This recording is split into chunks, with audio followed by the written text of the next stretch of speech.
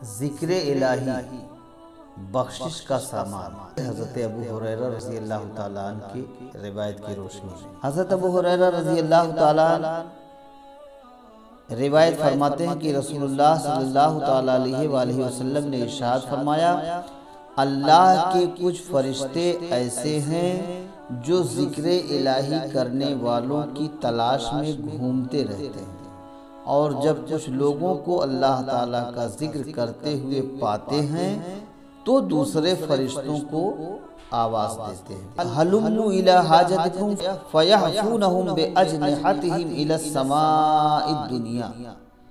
آؤ اپنی حاجت کی طرف آؤ۔ پھر وہ فرشتے ذکر کرنے والوں کو آسمان دنیا تک اپنے بازوؤں سے ڈھک لیتے ہیں۔ جب وہ فرشتے بارگاہ الہی میں حاضر ہوتے ہیں تو ان کا رب ان فرشتوں سے پوچھتا ہے،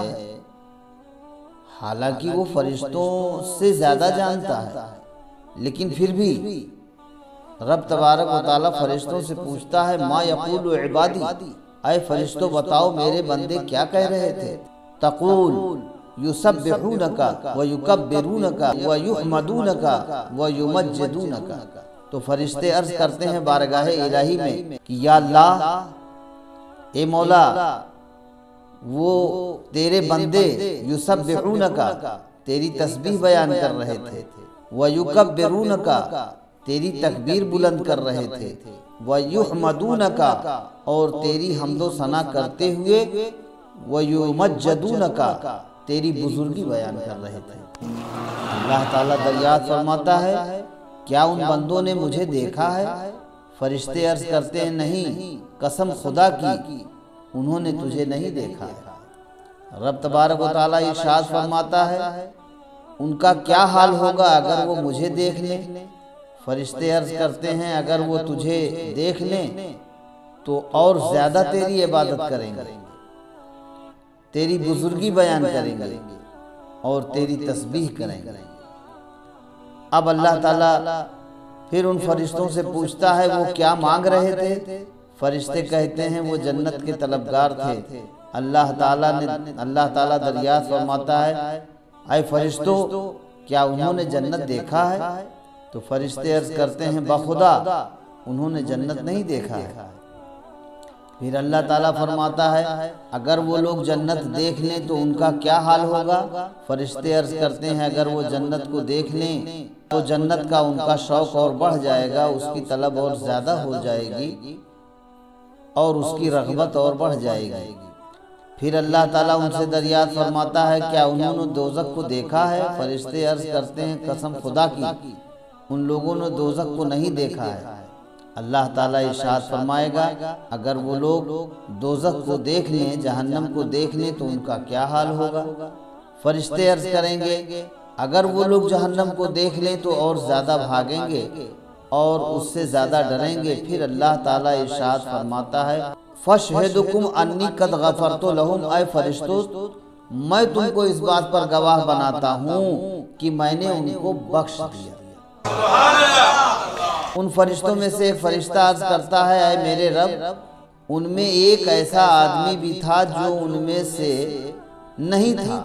وہ اپنے کسی کام کے لیے وہاں ان کی مجلس میں، محفل میں آ گیا تھا، مطلب جا رہا تھا، وہ اپنے کسی اور کام سے اتفاقیہ طور پر وہ آ گیا۔ یقولو ہم الجلساء لا یشقى جلیسہم، اللہ تعالیٰ فرماتا ہے، آپس میں بیٹھنے والے ایسے ہیں کہ ان کے پاس بیٹھنے والا بھی محروم نہیں رہتا، یعنی ان کے ذکر کرنے والوں کے ساتھ بیٹھنے کے سبب وہ بھی بخشا گیا۔ جو بندے ذکر الہی کر رہے تھے، ان ذکر الہی کرنے والوں کے ساتھ وہ انسان جو اپنے کسی اور کام سے کہیں جا رہا تھا لیکن اس ذکر الہی کی محفل میں وہ بھی آ کے ان کے ساتھ شریک ہو گیا، اس محفل میں بیٹھ گیا، تو اس بیٹھنے کی وجہ سے، اس محفل میں شرکت کی وجہ سے اللہ تعالیٰ جو ہے اسے بھی بخش دے گا۔ اور یہ تو ٹھیک ہے، میں نے حضرت ابو ہریرہ رضی اللہ تعالیٰ عنہ کی روایت بیان کی بخاری شریف کے حوالے سے، مگر میں اس کے ساتھ یہ عرض کرنا ضروری سمجھتا ہوں کہ ذکر الہی کیجئے، کثرت سے کیجئے، خوب خوب کیجئے، خوب اللہ کی حمد و ثنا بیان کیجئے، اللہ کی تسبیح بیان کیجئے، اس کی بزرگی بیان کیجئے، کثرت سے ذکر الہی اور عبادت الہی کیجئے، مگر دلوں میں جنت کی خواہش نہ رکھیے، نہ جنت کی خواہش دل میں ہو اور نہ دوزخ کا ڈر دل میں پیدا ہو۔ ان دونوں سے ہٹ کر لوجہ اللہ مولا کی جو ہے تسبیح بیان کیجئے، مولا کو یاد کیجئے، اس کی حمد و ثنا بیان کیجئے، اس کی بزرگی بیان کیجئے، اس کی عبادت کیجئے، اس کو یاد کیجئے، لیکن دل میں یہ دونوں چیز نہ رہے، نہ جنت کی لالچ ہو اور نہ دوزخ کا خوف ہو، نہ حرص جنت ہو اور نہ خوف جہنم، یہ دونوں سے ہٹ کر ہو۔ اسی لیے حضرت رابعہ بصری نے کہا تھا کہ مولا اگر تو اجازت دیتے تو میں تیری جنت کو بھی ہمیشہ ہمیشہ کے لیے بجھا دوں، نیست و نابود کر دوں، مٹا دوں، اور تیری جہنم کو بھی ہمیشہ ہمیشہ کے لیے بجھا دوں۔ تو رب تبارک تعالیٰ نے فرمایا رابعہ ایسا کیوں؟ کہا مولا وہ اس لیے تاکہ تیرے بندے جب تیری عبادت کریں، تجھے یاد کریں، تیرا چرچا کریں، تو تیری عبادت جب تیرے بندے کریں تو جنت کی لالچ سے نہ کریں، جہنم کے خوف سے نہ کریں۔ جب یہ دونوں چیز درمیان میں نہیں رہ جائے گی، دل میں نہ جنت کی لالچ ہوگی اور نہ جہنم کا خوف ہوگا، تو اب جب تیرے بندے تجھے یاد کریں گے، تیری عبادت کریں گے، تو وہ صرف تیری رضا کے لیے۔ تو دراصل ذکر الہی کا مقصد ہی یہی ہے، ذکر الہی کا مین پرپس جو ہے، اصل مقصد یہی ہے کہ ہم اللہ کی طاعت کریں، اس کی اطاعت فرما برداری کریں، اس کی بندگی کریں، اس کی عبادت کریں، مگر صرف اور صرف اس کی رضا کے لیے، نہ کہ جنت میں جانے کے لیے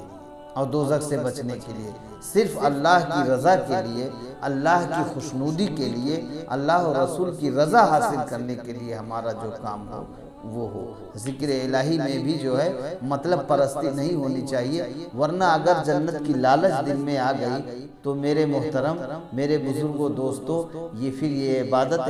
نہیں رہ جائے گی، یہ خدا پرستی نہیں ہوگی، یہ تو مطلب پرستی ہو جائے گی۔ اخلاص بندگی کا تصور محال ہے جب تک ہمارے دل میں خیال ثواب ہو۔